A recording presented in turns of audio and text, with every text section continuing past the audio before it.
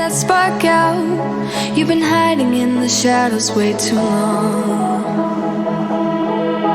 And who cares if you... Hello, and welcome to Soul Spark, a podcast where we embark on the grief warrior's path. I'm Rachel Vasquez, your host, guide, and ally on this transformative journey. I'm so excited to be here today as your widow empowerment coach and grief to resilience expert. Today, we are talking to my very good friend, Sheryl Lynn.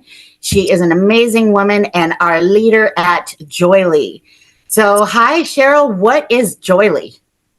Hi, Rachel. You look absolutely fabulous today. You have a little yellow going on. So I love that inspiration for lots of people to feel what we're talking about today, which is really JOYELY. And JOYELY, basically, thank you for asking, is a human potential company uniting personal and professional development with well-being. So what we do is we harness the transformational power of joy, and we create healing and just wild success in all areas of people's lives, depending on where they're at. I love it.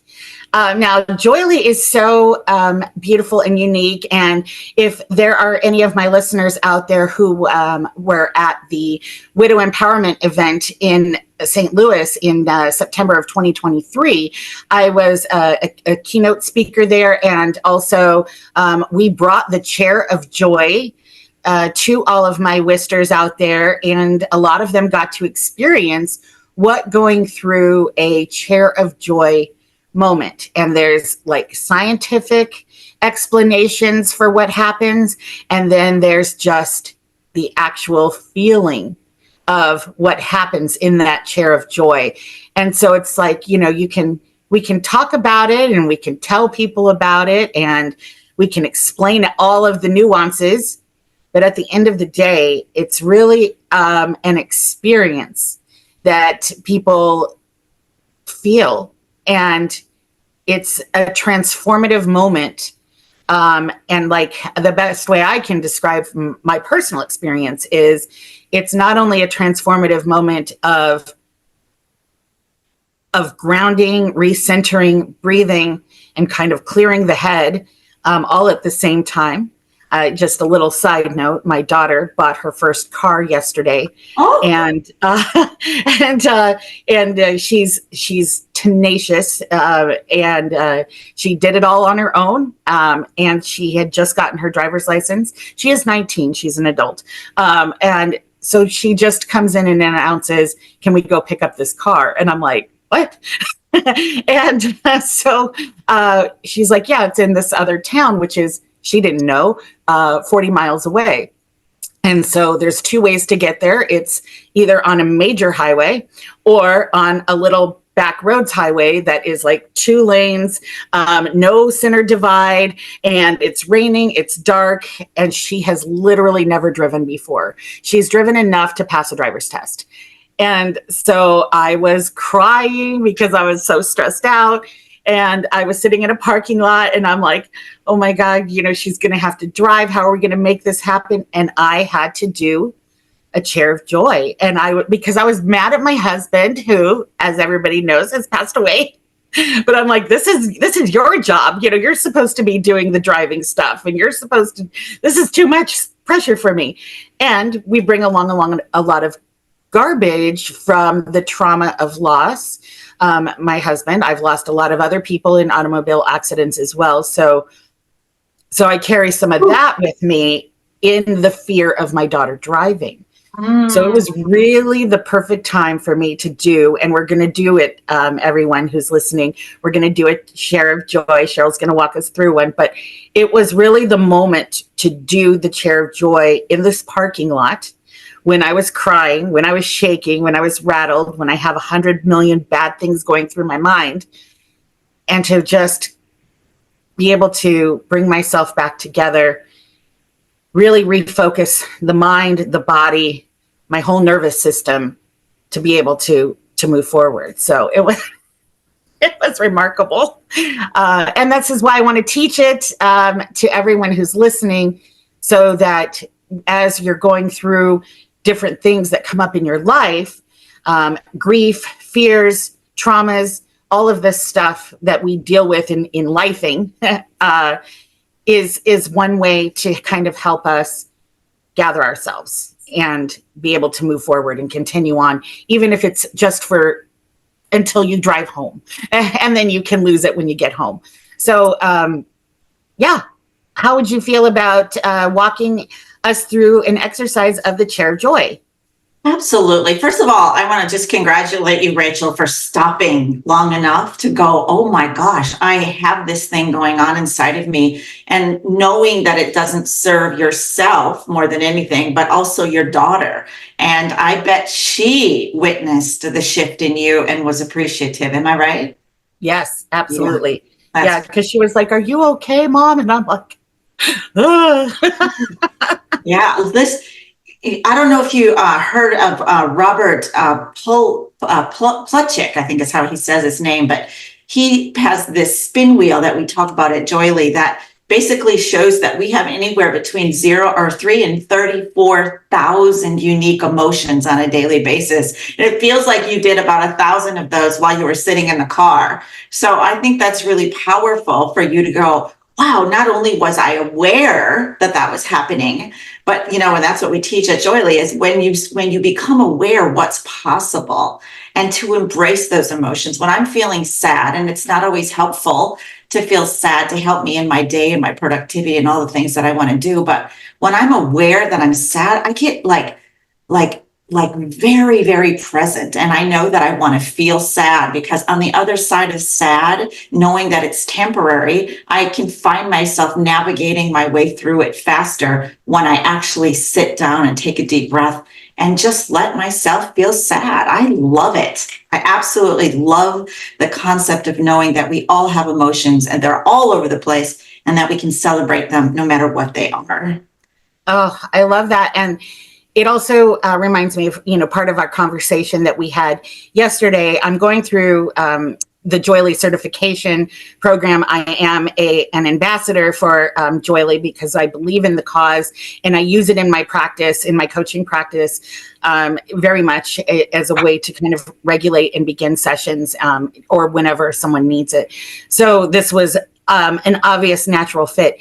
And the biggest thing is, if you are new to grief, and you're going through something right now, actively going through a different grief maybe than something else you've experienced, this is not a cheer up thing. It's not meant to say, oh, don't be sad, don't feel grief. This is about just taking a moment and refocusing you, and helping your nervous system and helping your mind, right? Yes.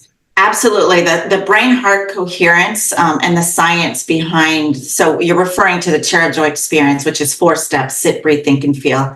And we can certainly do that. But before we do that, I just wanted to see if we could talk about some of the common perceptions around grief and maybe joy, since that's what I do and that's what you do. And I love that we're bringing them together. But I also think that there is a huge misunderstanding around the fact that they are opposites. Like if I'm feeling grief, then I can't be in a state of joy.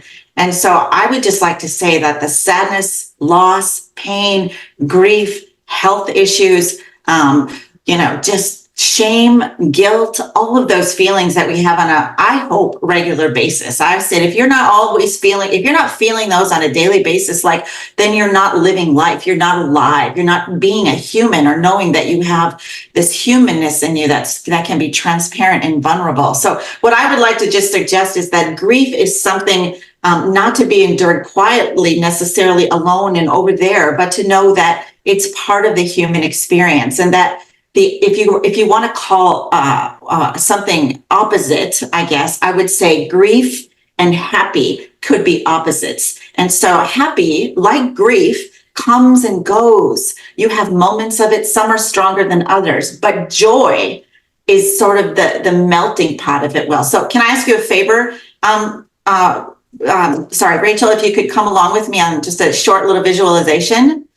Yeah, absolutely. So imagine yourself as a gypsy. So big earrings, and you got the bandana on you, and you're, just in this room filled with lotions and potions, and you want to mix something up. So I would like you to go walk over to your shelf and see like this darker area. And over there is like a black color, and it's midnight, and it's thick, and it's full of lots of things for you. Maybe you're feeling anger or sadness or emotion or grief or whatever the words are. And I want you to bring that over to the table. And then I want you to walk over to the other side of the room, and I want you to grab a white color, something very clear and pillowy and maybe heavenly and all of those. And so I call those fear or grief, if you will, and happy. And I want you to pour both those two things in the pot. And I want you to see how fluid they are when they get in the pot. And then what comes out of that is a different color for each of us. Maybe we're seeing blue, like the blue sky, or maybe we're seeing gray, like a beautiful rainy day. All the colors that are going to pop out of your beautiful potion that you just created are so different and unique for each and every one of us. And so what I would like to suggest is that what comes out of that pot is joy, or a state of joyely, or living joyly, or joyly ever after, whatever that is. And to know that there are moments of joy in the grief, in the black potion, if you will, and that there are moments of love and gratitude and joy and happy in the white potion. But together, we know we can tap into them and grab little pieces that sort of are cross pollinating, if you will. Does that feel good? It does. Last night I had a dream about my husband, and it was, so for me and my soul beliefs, this would have been an actual visitation as opposed to like a dream. And so he was there, and I was very aware. This was in my theta level of sleep, and I go into that, through like my hypnotherapy work. But this was in a theta brand of sleep, and I was just conversating with him, knowing that he's no longer here in the physical earth. And so I was aware of the conversation that we were having, and it was beautiful. And we spent a lot of time together, and, some deep conversation that took place. So then when I woke up, I felt so good and like, wow, he's there. And then I also felt an ache because I know that he's not someone that I'm going to reach over and touch, or that I'm going to go downstairs and, yell at him that there's coffee grounds all over the sink. So there is that moment, even in that like part of that joy. And then they can coexist, and they do blend, because as we recall things, whether it's our parents who have transitioned, or a sibling, a best friend, or a spouse or partner, we remember them and we bring up those moments of beautiful times. And then we experience joy, and we also experience the longing and the mourning of the fact that they're no longer here, which is something that does last a long time, or for a lifetime, and which is why that it flows, grief flows back and forth. So exactly. Oh. Yes, and what we're talking about is I can hear your authenticity in that story, and the transparency as well, and that you ache and you miss him, and all of that, and that to me, I hope that you're hearing also growth, right? There's excitement in you going, this is my new relationship, and I accept this even though it's painful. And there's such beautiful moments of joy in that, even in the mourning, even in the sadness. Like, there's something about holding a picture and just rocking yourself back and forth and feeling the strings of the joy, whatever they are, as painful as it is. So I just wanted to congratulate you for, doing this work and being a thread, or a conduit, if you will, to help others connect to all of these feelings. And especially, this conversation around having joy be the thread or the through line through all of it. Thank you. Thank you. So yeah, let's do a chair of joy. So if the listeners, if you are driving, you may not want to do the chair of joy right now because it does take a little awared focus, and you should be focusing on driving, or if you're operating heavy machinery. For everyone else, if you just want to get comfortable, even if you're sitting in a parking lot waiting for somebody to bring you coffee or whatever you're doing right now, I think that would be a brilliant way to start. And then you can replay this if you'd like, and then later on, if you are driving and things like this, and try experimenting with your own chair of joy. So absolutely. Okay. Oh my gosh. So the chair of joy, just so you all know, I come out of a very traumatic and tragedy of experience and alcoholisms. I haven't lost anyone really, really close to me, although I've lost lots of people. I went through a very difficult divorce, and I lost my children for probably almost 3 or 4 years in a custody battle. So I know that longing and that deepness, and that's really the driving force of what the Chair of Joy experience is all about. It's not therapy, like please, do that. But this is an opportunity to do something between the therapy sessions. It's very therapeutic for your soul. As you heard Rachel, in the moment, it's frantic, and oh my gosh. And for me too, it's like I have 12 things to do in 12 minutes, and it really belongs in a 12-hour window. What was I thinking, right? So when those moments pop up, there's an opportunity to step into maybe resilience and a place of power and empowerment. And so that's what the Chair of Joy is steered from. So let's start with, where's your Chair of Joy? So my Chair of Joy often is in my kayak. I love being on the river. I love being somewhere where it's quiet. I love driving. So my Chair of Joy often is in my car. Some people say the beach or the mountain. And Rachel, you have beautiful chairs of joy, and I know they change, but what is your favorite? My favorite chair of joy is in the I Dream of Jeannie bottle, surrounded by all of the pillows and the colors. And it just looks so comfy. Like I could just roll around and just have pillowy softness everywhere I go. And it's quiet there, and I can make magical things happen inside of this I Dream of Jeannie bottle. So that's where I love to sit.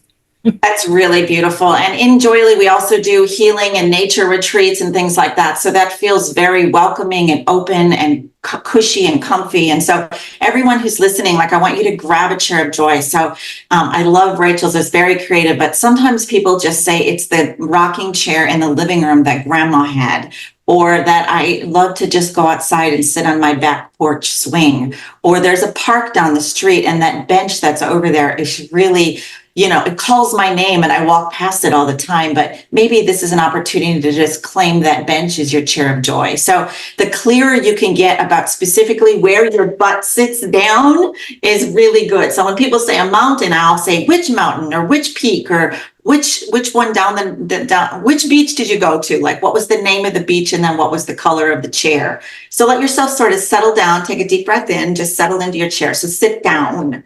If you're in your office chair, maybe you could stand up and move over to that chair that's over there that is away from the desk, which I love to do. And I do that often during the day. So step 1 is to sit in your chair. There are 4 steps: sit, breathe, think, feel, as we mentioned earlier. So step 1 is to this is literally 60 seconds to 90 seconds. So we're going to have really fun with this. Just allow yourself to close your eyes and be present. And thank you, Rachel, for allowing us to do this together. So Rachel, go ahead and sit in your chair of joy, sit in your I Dream of Jeannie bottle. And I just want you to sit there and just everybody embrace whatever chair you picked in the surroundings. So for Rachel, just give me a couple of words. What do you see? Pinks. What else do you see? Purples and like velvety feeling.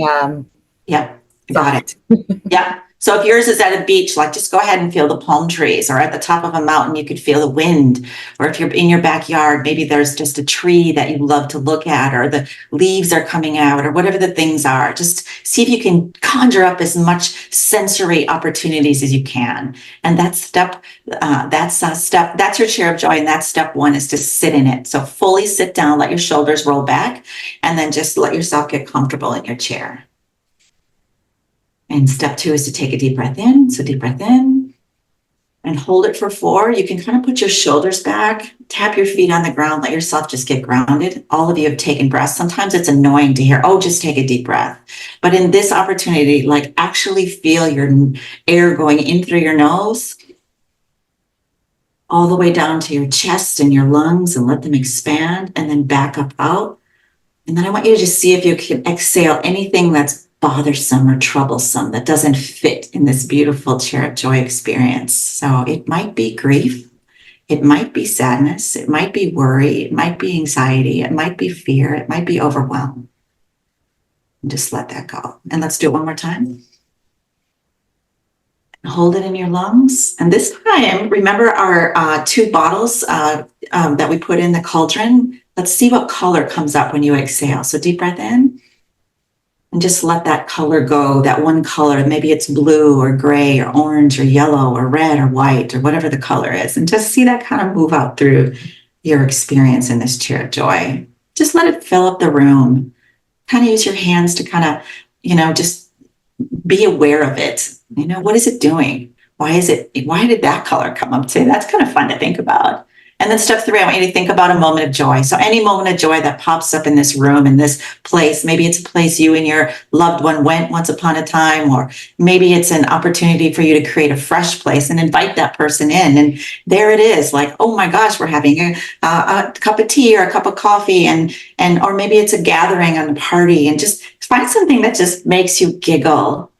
Just grab the giggle and the laugh and the joy or the feeling of the essence of this moment. And then 4, I want you to feel this in your body. So how you feel, really important. Listen now, put this feeling that we just conjured up and put it in your toes and let it rise up to your knees. Even rub your knees and start rocking maybe your spine from back and forth a little bit. And let that movement, that energy, that warmth, maybe that glow, that goosebump even, roll up to the top of your shoulders and into your neck.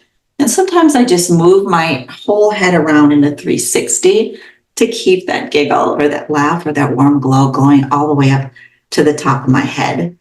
And you can open your eyes whenever you're ready, but just let yourself come back to your I Dream of Jeannie bottle or your beach or your bench or wherever it was, and just get back into being present with Rachel and I. And welcome back.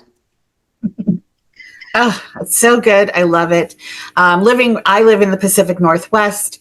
And as I was in my I Dream of Jeannie bottle, I was going to a place in my mind that is a bench that overlooks the water. And it's an area where during the summer you can see the whales migrating by. And it's such a spectacular place to sit, and I love to go there.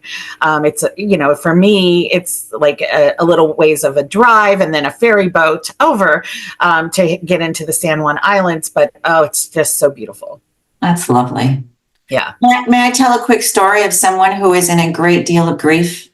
Please. And how the Chair of Joy experience helped her. Her name is Katrina, and she is in Homeland Security. So every day, all day long, she's calling, very traumatic situations and finding the details to some horrific scenes. Can't even imagine what they are, but just know that that's her job. And when I was telling her about the Chair of Joy experience, she said her brother had just passed about 6 months prior, and that there really was no room at work for this process of her grieving her brother. And I could tell she was visibly moved just saying that out loud. And so when we did the Chair of Joy, I noticed that she had this calming essence when I asked her to find her chair of joy. So when we were all done, I asked her, so what was your moment of joy? And first of all, her chair was in her living room where her brother used to visit all the time. And she said, when you asked me my moment of joy, I actually created a future possible one that she'd never thought of before. And he had walked through the door. I can cry just thinking about it. He walked through the door carrying a 6-pack of beer and sitting on the couch and creating this new scene that he told her about, this new beach they were going to go to. And so she said she left the Chair of Joy experience with such hope, knowing that she could create this new relationship with her brother. Thank you for sharing that. That is a beautiful story. And that is another layer of the Chair of Joy that can be brought in. You can go to empowering places or create beautiful scenarios in what you want to think and feel. And because this is the power of your own creative mind, you can do extraordinary things. And I've done that even when it comes to doing like public speaking, and I get, very nervous beforehand. And, I don't know, especially when I do so much on Zoom, I tend to go, what do I do with the bottom half of my body if I'm standing in front of a whole, audience full of people? And it is amazing when I do a chair of joy, picturing myself on stage, connecting with the audience and doing whatever it is. So for others, it can be, if it's that you're anxious about a job interview or, other things that you're trying to do or create, and you just create it yourself doing the best, badass job of whatever it is that you want to create. As we heard yesterday in our training and the ambassador training, some people use it to just I hurt my knee and I don't think I'll ever be able to climb to the top of Pikes Peak again. But in her chair of joy, she's creating these wild adventures all around the world. So, even though she's in pain and hurting and feeling sad and maybe angry that she can't do those things anymore, she allows herself to do them anyway. And she's got a vivid, wild imagination. And I'm really proud of Rebecca for stepping into creative visualizations like that with us. And yeah, that takes a little bit of practice, which is why we're in training. And, I invite people here that have that creative skill to learn more about our ambassador program, because this thing that we're talking about is for us to really invite others. We don't spread happiness. We don't make people find their joy. We just invite people into the conversation and let them see us, see what we're doing right now together, just playing and adventuring and talking and, crying and laughing. And it's just the thing that we do and it's the ambiance of what living joyily is, or the state of being of having all the emotions erupt in our lives every single day. Right. And one of the things too that I want to make everyone who's listening aware of is that now Sheryl Lynn has driven this amazing throne chair, and I invite you to go to the website. Is it joyely.com? Okay, yeah, I was like, or com, yeah, joyely.com. So if you go over to joyely.com, you can see all of the wonderful ambassadors, the people that have brought it into hospitals, into their corporate business. We have a beautiful program that's built out and is being continuously built out to serve the children of schools, of hospitals, you name it. So anyways, there's so much more to this amazing JOYELY program.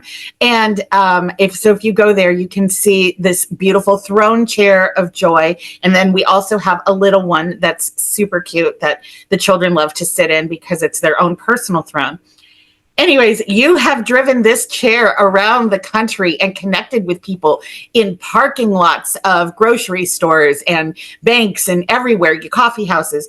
And one of the other ambassadors was somebody who actually experienced that with you. And she loves to tell the story of you guys were getting coffee, you exited, you went out, you're waiting for her. She comes out and you're giving someone a chair of joy in their own car, and they're crying and they're thanking you for this amazing moment of joy and visualization. And she's like, what happened? What I miss? And so that is really the power of JOYELY and what it is, this mission of bringing it to, you have a very, very ambitious calling, this big ass goal of wanting JOYELY to be touched at every corner of the earth, all over the place, 8 billion people. You want everyone to know and be able to access that place of joy from within. And I think that's amazing.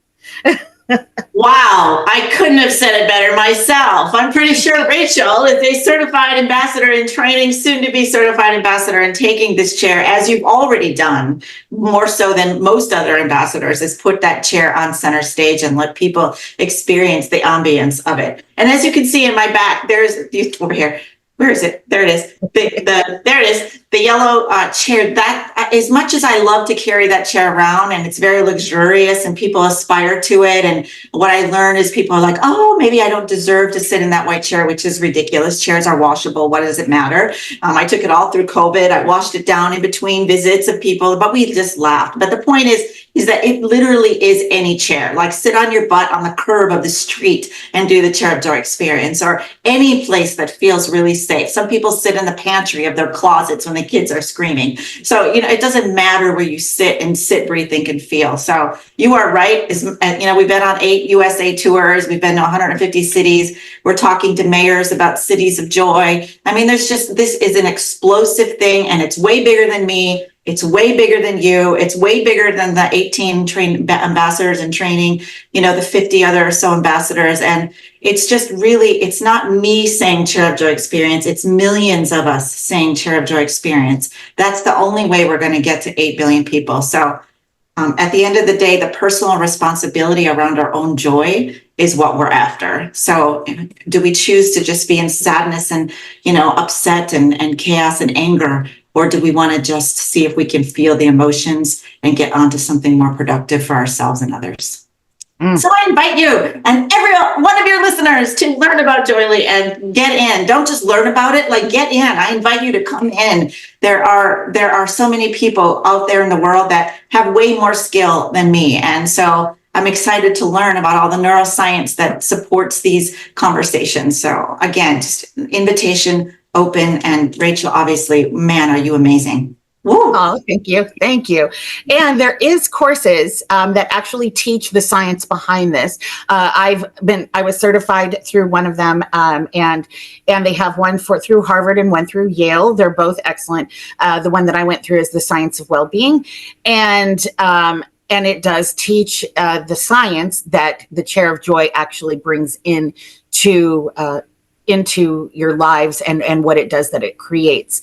So, wow. Thank you so much, Sheryl Lynn, for being here and connecting with my audience. And come check it out, joyely.com. You can see all of the other beautiful ambassadors and a lot of people that are connecting in with us and joining with us in spreading the message and unifying their communities, unifying their cities, and our goal, unifying the world. So with this JOYELY message. And it's just celebrating people like you, like the work, the passions you're living all your life. So many of us are doing it, and let's do it together. Like, what if we're doing those passions together? What's the chances of our missions and passions actually coming to fruition? So I think that's really a significant part of what JOYELY is all about.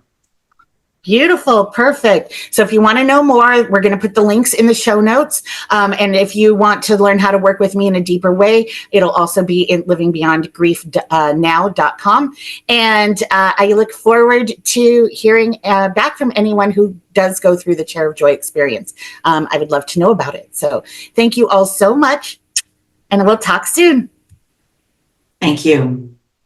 Let that spark out. You've been hiding in the shadows way too long.